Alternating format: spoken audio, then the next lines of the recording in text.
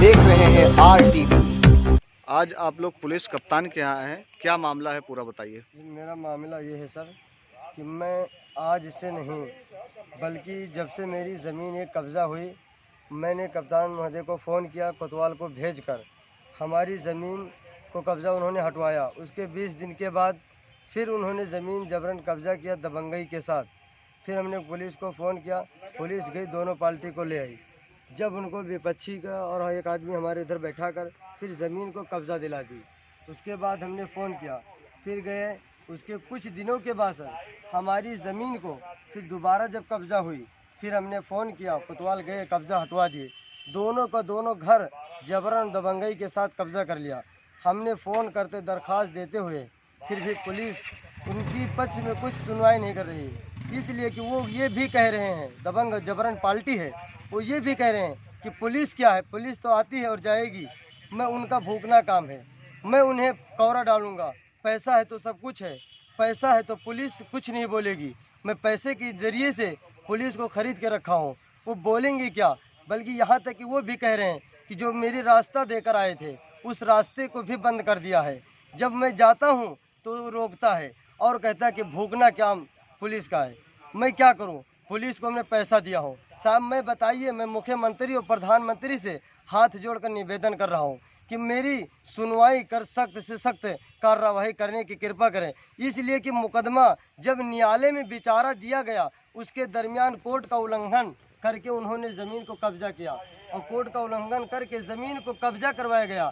ये बताइए, जब पुलिस कोर्ट के उल्लंघन को नहीं करवा सकती तो पुलिस को तो ये प्रशासन को ये देखना चाहिए कि जब मुकदमा न्यायालय में चल रहा है तो उसके दरमियान ज़मीन को कब्जा नहीं दिलाया जा सकता है। लेकिन पुलिस ऐसे प्रशासन उसको कुछ कह नहीं रहे, बल्कि वो ये भी कह रहे हैं कि मैं पैसा दिया हूँ तो पुलिस मुझे कहे क्या। जब मैं जाता हूँ तो रोज़ मुझे यही ताना मिलता है। सर ये भी कहते हैं कि यहाँ से पूरी ज़मीन छोड़ कर चले जाओ वरना तुम्हारी मर्डर भी हो जाएगी, मैं दाग दूंगा तुझे। तो बताइए सर, मैं अब आप लोग से निवेदन कर रहा हूँ, हाथ जोड़कर नियुक्ति मांग रहा हूँ कि मुझे कहीं न्याय का फैसला करने के सहयोग कीजिए। क्योंकि जब कोर्ट का उल्लंघन नहीं किया जा रहा है तो जबरन कब्जा क्यों किया जा रहा है, दबंगई के साथ कब्जा क्यों किया जा रहा है। सारी ज़मीनें हमारा हड़प ली गई, मैं तो दौड़ते दौड़ते मैं मर जा रहा हूँ। लेकिन बताइए मेरे पूरे परिवार के साथ मैं कहाँ चला जाऊँ। सर हुजूर, मैं यही मांगता हूँ आपसे कि मेरी निवेदन है कि मुझे ज़मीन दिलाने की कृपा करें और सहयोग करें। मैं यही कहना चाहता हूँ कि पूरी हमारी ज़मीन जितना है मुझे दिलाने के सहयोग करें। और वो तो दबंग पार्टी जबरन है तो मैं उनसे कैसे ले सकता हूँ जब उन्होंने कोर्ट के उल्लंघन किया। हुजूर तो मैं बताइए मैं आप कहाँ जाऊँ। मैं मुख्यमंत्री और प्रधानमंत्री से हाथ जोड़कर मैं माफ़ी मांगता हूँ कि मुझे ज़मीन दिलाने की कृपा करें। न जाने कितने हमने पोर्टल किया, न जाने कितने हमने फैक्स किया, उस पर कोई जवाब मुझे कार्रवाई नहीं मिल रहा। हुजूर मैं हाथ जोड़कर आपसे निवेदन कर रहा हूँ कि मेरी मामले की सुनवाई करने की कृपा करें। आज आप श्रावस्ती मुख्यालय पुलिस अधीक्षक के पास आई हुई हैं, आपको मकान के लेकर क्या मामला है बताइए। मकान के मामला है, मेरे हम दरख्वास्त देने के कप्तान के पास आए था, हमको ने उठा ले गया कोतवाल साहब। हमारे मकान ने उसने कदम वहाँ पे लड़कियों लड़के थे जंगल में छेड़ के हमारी लड़कियों का कब्जा करा दिया। उसने हमको यहाँ आपके मकान को किसने कब्जा किया है? मुस्तफ़ा नामजादे, उसमें भी हमको यहाँ कोतवाली में लिए थे। बहुत रात को हमको ले जा करके जंगल में छोड़ दिया कोतवाल साहब। तो इस पर पुलिस क्या कह रही है और पुलिस कार्रवाई क्यों नहीं कर रही है, क्या मामला है आखिर? कार्रवाई नहीं करे, वो कह रही कि ने कुत्ता ने भूखते हैं, हमने रोटी मुंह में डालते वो लौट लौट जाएगा, जिसने तू चाहे जहाँ दौड़ो हमारी सुनवाई सब की होगी, तुम्हारे कहूँ ना होगी। आपने हमार जहाँ कहूँ होएगा उतना हमको दिला दिया जाए। हमने बहुत गरीबी हैं, बहुत हमारे बच्चियों ने रो रही कहाँ भी लेके जाई और हमारी सुनवाई कहूँ नहीं कार्रवाई हो रही है।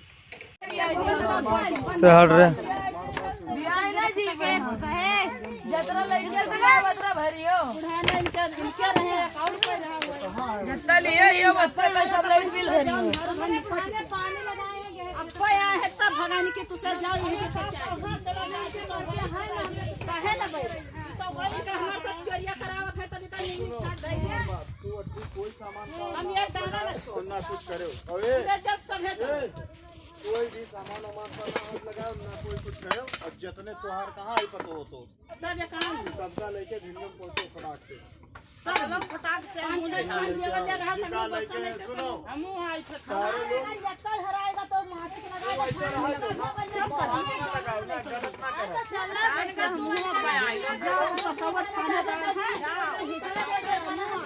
करो हम कल बाद भवा आए कल रहे हम आए आज वो हमें रही 10 दिन के बाद भवा रहा हाँ तो का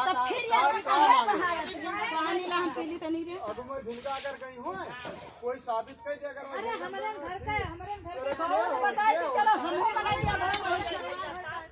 सब सामान भाई नहीं है तो कोई बात नहीं, तो भाई दे दो, कोई नहीं रहा घर पर ना। घर पर क्या रहा रे? और क्या रहा घर पर? के बहावा है? कौन कौन पतवा भाई नहीं? 6 जनी का कहीं ना पहले कहीं खाली कदम कहीं बिटिया हमारे सोवत ही पहले तो खाली कदम उठा था कहीं खाना हम सब बाद ठीक है। मर्जी तो हुई है तो सब हुई है, हम थोड़ी देवे हम कहे टाल दे तो टाल दे, उठाएगा वो हमारे जो था बोलो जो था।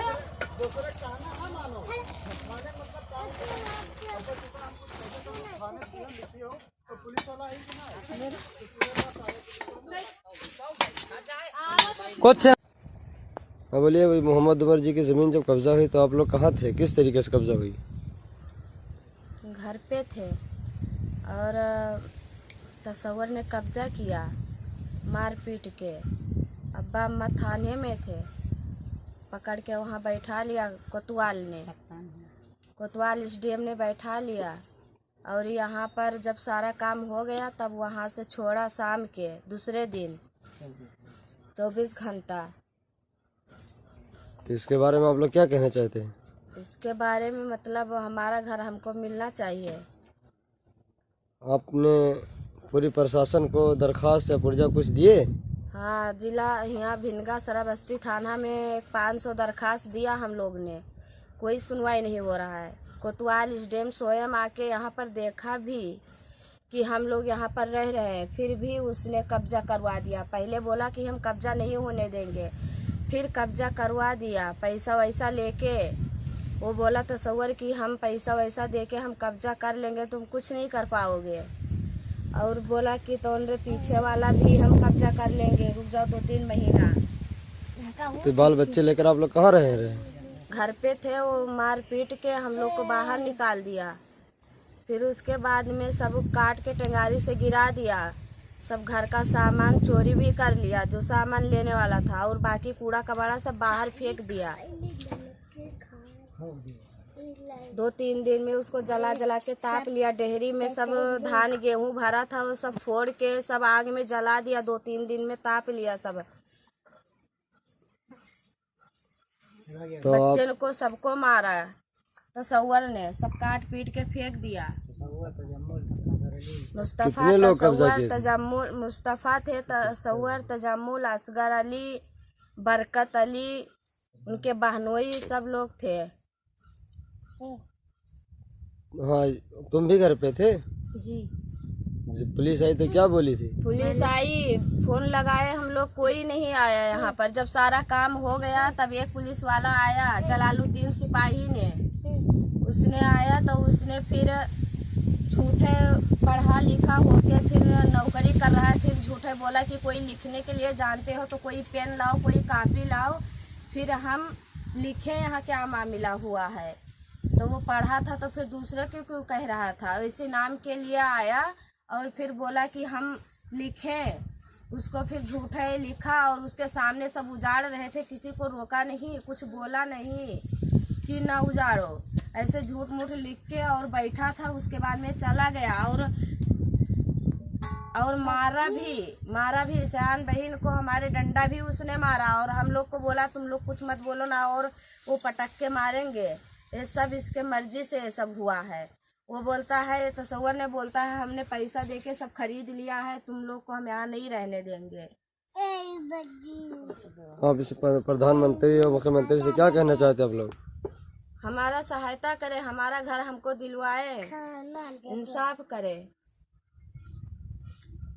जब आप लोग कप्तान के यहाँ दरखास्त देने की तो कौन पकड़ ले गया था वहाँ से? कप्तान के यहाँ दरखास्त देने में हमारे माँ बाप गए, उसने वहाँ रास्ते से पकड़ के लेके गया तो सौवर ने यहाँ से फोन लगा दिया कि उनको उधरी पकड़ लो। वो पकड़ के लेके गए, साथ में एक गाँव के था उसको भी पकड़ लेके गए और वहाँ पर बैठा दिया। जब सारा काम यहाँ पर हो गया फिर उसको वहाँ से छोड़ा। कम से कम 8 बजे रात को माँ को छोड़ा और पापा को तो कम से कम 24 घंटा पे छोड़ा। दूसरे दिन जब सारा काम यहाँ पर हो गया, पटवारी आया, अपने मर्जी से उस गुज्जर ने नपवाया, सब नाप जो के अपने मर्जी से और चले गए। सब अपने अपने मर्जी से किया, किसी के मर्जी से, हमारे लोगों की मर्जी से नहीं किया है।